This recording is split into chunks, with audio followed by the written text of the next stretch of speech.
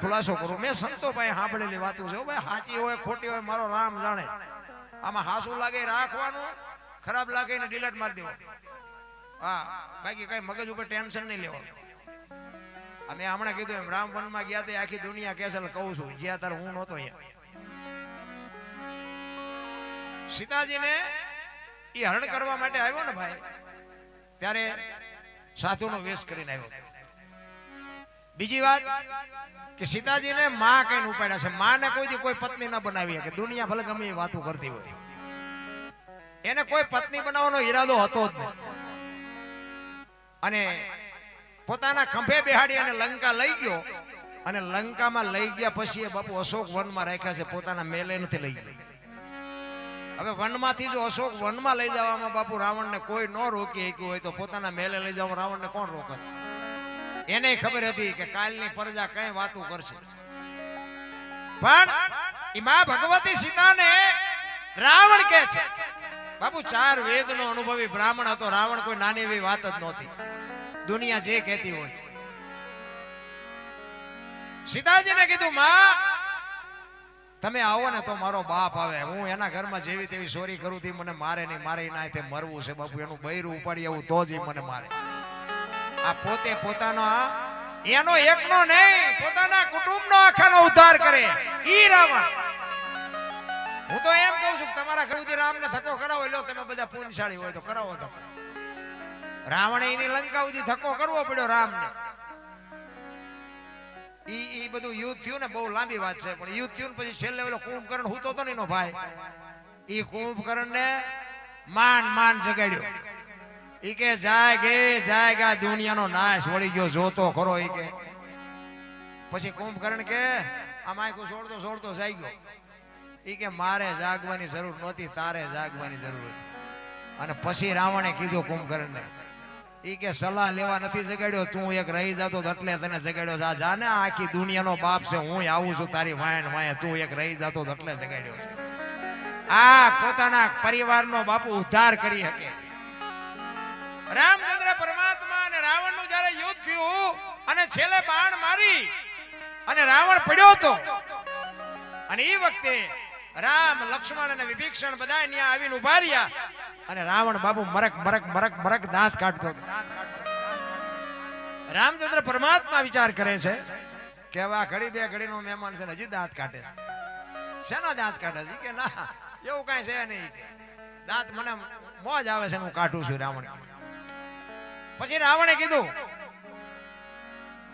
કે તમે તો બ્રહ્મ છો ને, તમે તો ઈશ્વર છો, પણ મારે તમને 2-3 સવાલ પૂછવા છે, એનો મને જવાબ આપો ને. હું તો ઘડી બે ઘડીનો મહેમાન છું.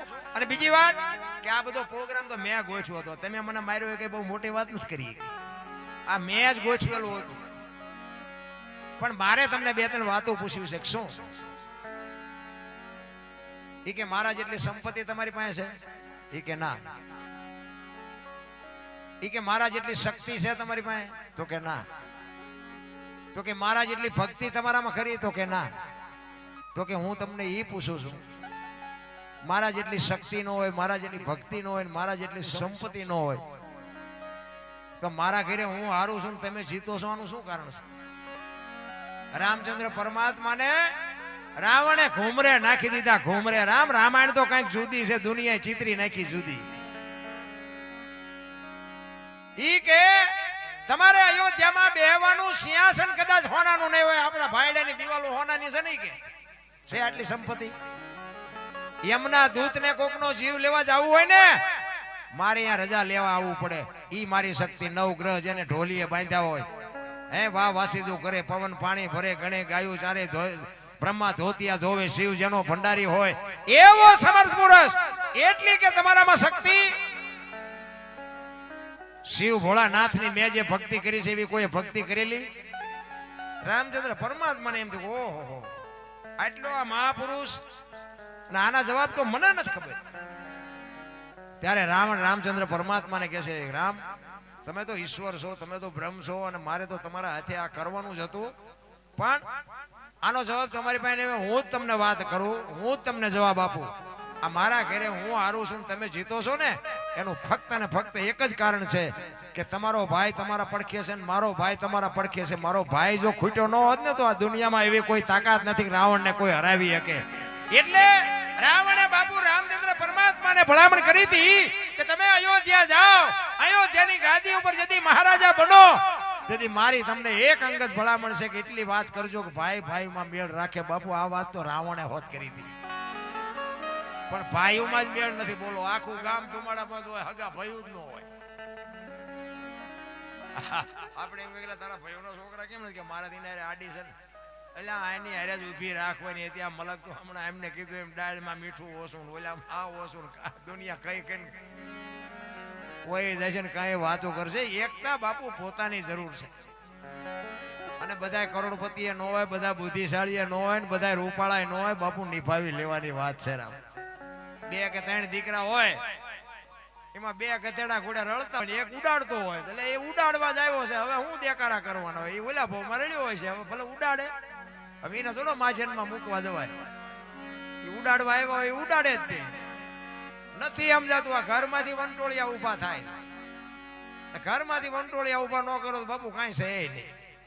હું મારું મનનું કારણ છે. તમારું ઘરમાં હોય 100% ચાહું હાલે, તમે એકલા હોય ત્યાં પછી બૈરું આવે ને પછી તમારો પાર્ટનર છે 50% જ હાલે. અને પછી હોય 100% હાંકવાની વાત કરશો ને તો એક્સિડન્ટ થવાનો જ. પછી 100% ન હાલે.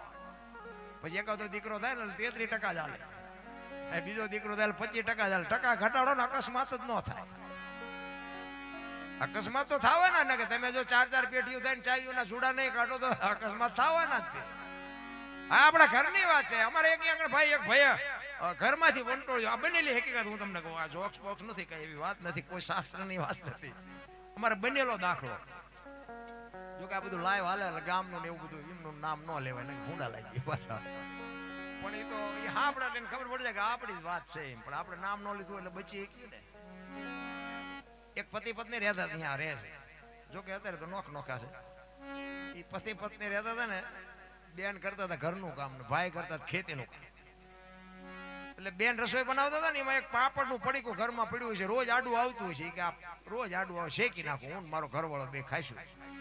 પાપડ શેકા ને એ રોટલી દાળ ભાત જે કઈ બનાવવાનું હતું બનાવ્યું. ઓલો આવ્યો વાડીએ જમવા બેઠો, બેને બધું પીરસ્યું, બધું મૂક્યું ને એમાં પાપડ મૂક્યો. હવે આપણે શાંતિથી ખાઈ લઈએ તો વાંધો નહીં, આપણે હખણા જ રહી નહીં. એને જ વંટોળિયો બાપુ ઉભો કર્યો. એની વહુ કે આ પાપડ ભાંગી દે. એની વહુ કે ભગવાને તમને હાથ નથી આપ્યા. એ કે તું મારી વહુ છું, હું તને કહું તારે કરવું પડે.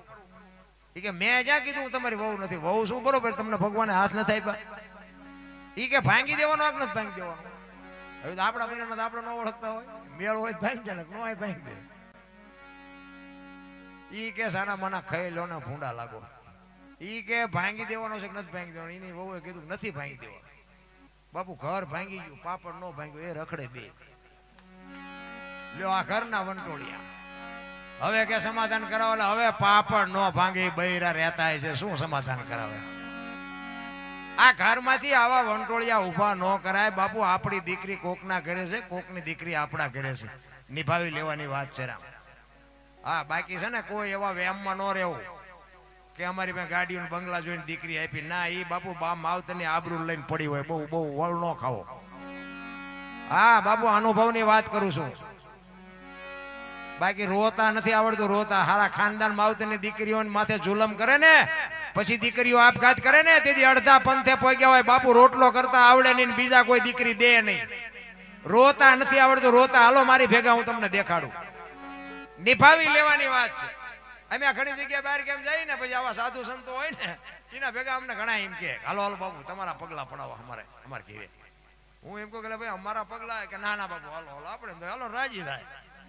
જાય સાધુ વારે ઈ પગલા તો પડતા હોય ન પડતા હોય, મારો રામ જાણે. ચા બા પીને પછી આવતા રહીને પછી ઘરે જાય ને, તો ઘરે બૈરા શું કે બહાર ઉભા પોતા કર્યા છે, પગલા પડશે. આપણે એમ તો ખરા અહીંયા પગલા પડાવવા મથે છે, અહીંયા પાડી તો પાડવા દેતા નથી. પણ કહેવાનો અર્થ બે હાથા છે, બે ને નિભાવી લેવાની વાત છે.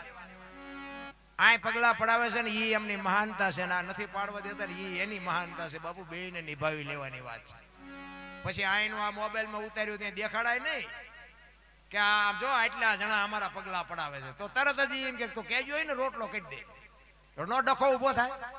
એટલે નિભાવી લેવાની વાત છે બાપુ. જે છે ને એ બધા બાપુ બરોબર જ છે. હા, નાલાયક માણસ ન હોત તો હારા માણસની કિંમત કેમ થાય? આ બધી ઈશ્વરી બાપુ છે ને, જે સંકેત છે ને, જે ઈશ્વર ત્રાજવું લઈને બેઠો છે, બધું લેવલ રાખીને જ બેસે. દિવાળીનો તહેવાર હોય ને, ગરીબ ઓલા પૈસાદારના છોકરા હોય ને, દિવાળીના તહેવારમાં બહેનો એક એક ફટાકડો લાવે. ફોડી ન કે ફોડવા હાટું ઝૂંપડામાં થા કરવા પડે.